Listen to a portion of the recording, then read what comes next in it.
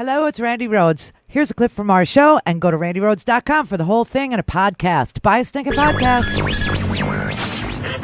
Mary had a little man. The fault. We believe that all men are created equal. To the magnificent mosaic that is America. From radio beacon to radio beacon. I have a dream today. Change has come to America. Believe me. Knock, knock. Who's there? It's a figment of your imagination. Randi Rhodes Show. Turn up your mind. The House Oversight Committee obviously is taking live testimony today from one Michael Cohen, the former fixer for the President of the United States, Donald J. Trump, and it is very contentious. It is unbelievably riveting. You cannot take your eyes off of it. The reason why we're in recess, though, is because the House actually had a vote on a universal background check bill for gun safety. And so they've been in a break for over an hour now so that everybody's vote can be recorded, and that bill is likely to pass. Of course, Mitch McConnell will probably never bring it up in the Senate. So let me recap for you what has happened so far this morning. I'm ready to air this live as soon as they go back into session so that you can hear Michael Cohen, testify under oath. Now, here's what you need to remember. I mean, the Republicans, obviously, you got Jim Jordan, who stood silent while, tons and tons of boys in varsity sports at Ohio State University were molested in a shower that he used as well by his friend Dr. Strauss, who died now. And Jim Jordan, is actually lying now about knowing about the molestation of all these boys. So, take whatever Jim Jordan says with a grain of salt, okay? That's number one. Number two, the Republicans have nothing except to call Michael Cohen a liar over and over and over again. This is their tact. This is what they're doing all day. And it's really fascinating because through this testimony, what we found out is a couple of things. Number one, if Michael Cohen lies again today to Congress, then most likely his sentence will go from the 3-year plea deal to 70 years because he was convicted of things that carry with them a total of 70 years in prison because he's been cooperating and because he's, made the record straight, because he's produced documents, because he has, cooperated with Mueller and with SDNY. His sentence has been reduced to 3 years. But if he lies today, everything gets rescinded and he's on the hook for 70 years in prison. So I really think he's got a lot of reason not to lie. Just saying. But in this testimony today, what we learned is that Roger Stone is still lying. The lawyers for Donald Trump, including Michael Cohen, everyone from Jay Sekulow to the TV lawyer, as Cohen has referred to Giuliani, that Roger Stone is still lying, that Jay Sekulow, when we suspected he was lying to us on the TV, was lying, and that Donald Trump was given a heads up by Roger Stone about the WikiLeaks document dumps as they were about to happen. So, we learned a lot today, but here is the opening statement from Michael Cohen. I've edited it, okay? So this is only, instead of the 30 minutes of opening that he gave, this will come to about 5 minutes, okay? 5 minutes. I am ashamed because I know what Mr. Trump is. He is a racist, he is a con man, and he is a cheat. I lied to Congress when Mr. Trump stopped negotiating the Moscow Tower project in Russia. There were at least a half a dozen times between the Iowa caucus in January of 2016 and the end of June when he would ask me, "How's it going in Russia?" referring to the Moscow Tower project. You need to know that Mr. Trump's personal lawyers reviewed and edited my statement to Congress about the timing of the Moscow Tower negotiations before I gave it. So to be clear, Mr. Trump knew of and directed the Trump-Moscow negotiations throughout the campaign and lied about it. He lied about it because he never expected to win. He also lied about it because he stood to make hundreds of millions of dollars on the Moscow real estate project. stated Mr. Trump knew from Roger Stone in advance about the WikiLeaks drop of emails. In July of 2016, days before the Democratic convention, I was in Mr. Trump's office when his secretary announced that Roger Stone was on the phone. Oh, my God. Mr. Trump put Mr. Stone on the speakerphone. Oh, my God. Mr. Stone told Mr. Trump that he had just gotten off the phone with Julian Assange, and that Mr. Assange told Mr. Stone that within a couple of days, there would be a massive dump of emails that would damage Hillary Clinton's campaign. Mr. Trump responded by stating to the effect, "Wouldn't that be great?" Mr. Trump is a racist. The country has seen Mr. Trump court white supremacists and bigots. You have heard him call poorer countries shitholes in private. He is even worse. He once asked me if I could name a country run by a black person that wasn't a shithole. This was when Barack Obama was president of the United States. And while we were once driving through a struggling neighborhood in Chicago, he commented that only black people could live that way. And he told me that black people would never vote for him because they were too stupid. Mr. Trump is a cheat. I am giving to the committee today 3 years of Mr. Trump's personal financial statements from 2011, 2012, and 2013, which he gave to Deutsche Bank to inquire about a loan to buy the Buffalo Bills and to Forbes. Mr. Trump is a con man. He asked me to pay off an adult film star with whom he had an affair and to lie about it to his wife, which I did. Mr. Trump directed me to use my own personal funds from a home equity line of credit to avoid any money being traced back to him that could negatively impact his campaign.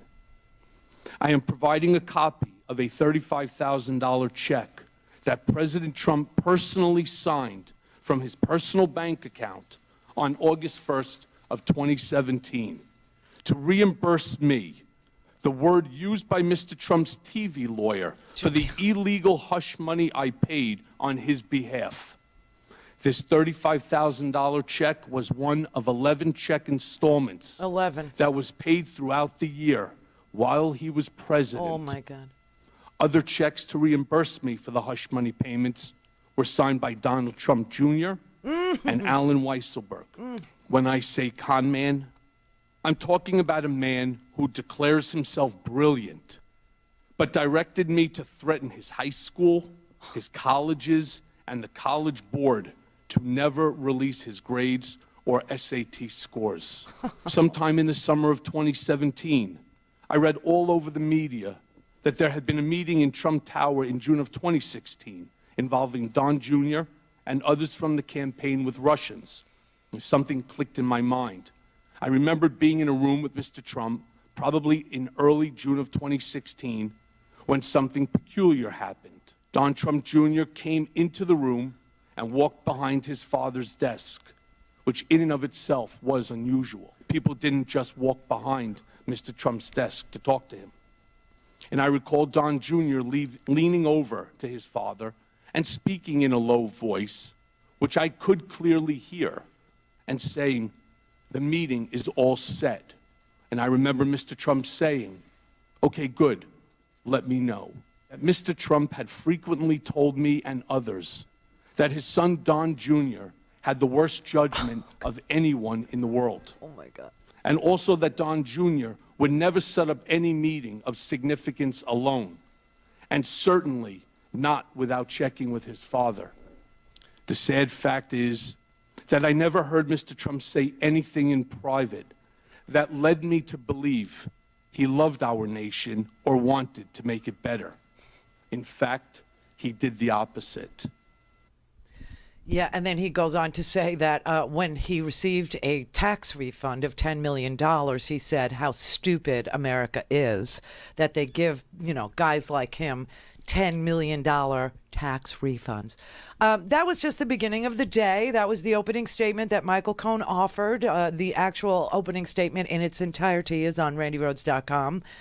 Just go to the homework section and you can see it for yourself. It's 20 pages. Print it out. Take it to the bathroom. It'll just make your head spin. And, maybe you don't want to do it while you're in the bathroom then. But it's just an amazing thing. The questions were even more disgusting.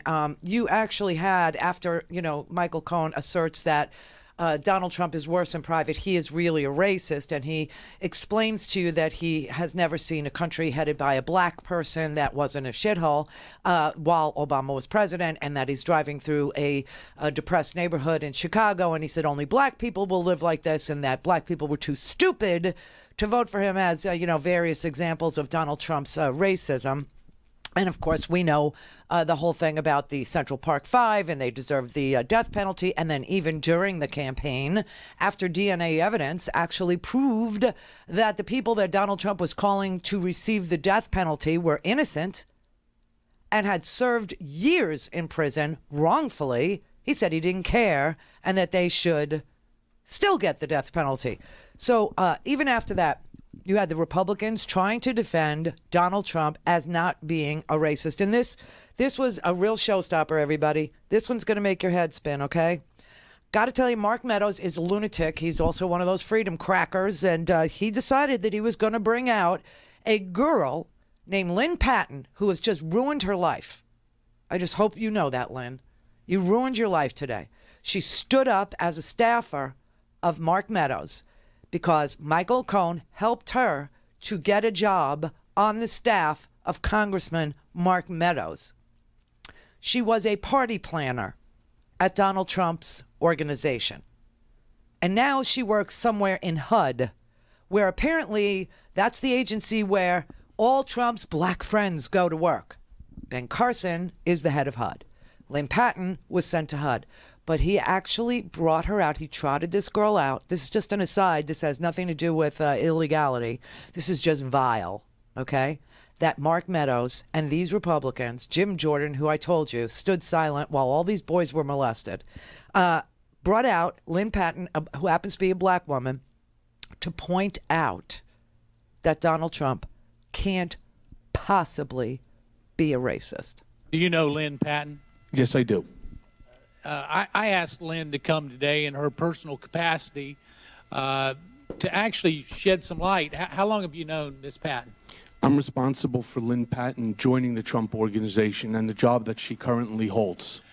Well, I'm glad you acknowledged that, because you made some very demeaning comments about the president that Miss Patton doesn't agree with. In fact, it has to do with your claim of racism. She says that as a daughter of a man born in Birmingham, Alabama, that there is no way that she would work for an individual who was racist. How do you reconcile the two of those, Mr. As neither should I, as the son of a Holocaust survivor. But, Mr. Cohen, I guess what I'm saying is I've talked to the president over 300 times. I've not heard one time a racist comment out of his mouth in private. So how do you reconcile it? Do you have proof of those conversations? I would ask you to. Do you have tape recordings of those conversations? No, sir. Well, you've taped everybody else. Why wouldn't you have a tape? That's also not true, sir. That's not true. You haven't taped anybody? I have taped individuals. How many times have you taped individuals? Maybe 100 times over 10 years. Is that a low estimate? Because I've heard it's over 200 times. No, I don't think. I think it's approximately about 100, from what I recall. But I would ask you. Why would you ask me a question, sir? Do you have proof? Do you have proof? Yes or no? I do. Oh, where's the proof? Ask Ms. Patton how many people who are black are executives at the Trump organization, and the answer is zero. Mr. Cohen, we can go through this. I would ask unanimous consent that her entire statement be put in the record. This was so disgusting. I mean, I swear to God, everybody knows that on The Celebrity Apprentice that Mark Burnett is sitting on these tapes because, as Omarosa has told you, Donald Trump is a brutally racist person, bringing out this one young lady who happens to be black to show, I mean, Michael Cohen's answer was absolutely great. I mean, as I'm the son of a Holocaust survivor. I shouldn't work for Trump either, because he praises neo-Nazis as being fine people. I mean, is there anyone in this audience that hasn't heard Donald Trump be racist? Is there anybody that doesn't recall he wanted a Muslim ban? Is there anybody who doesn't recall that he says Mexicans are rapists and they're murderers and drug dealers? Is there anybody that doesn't know that Donald Trump has called various nations shitholes because of the color of the skin of the majority of inhabitants in that particular part of the world? I mean, honestly, what proof do you have?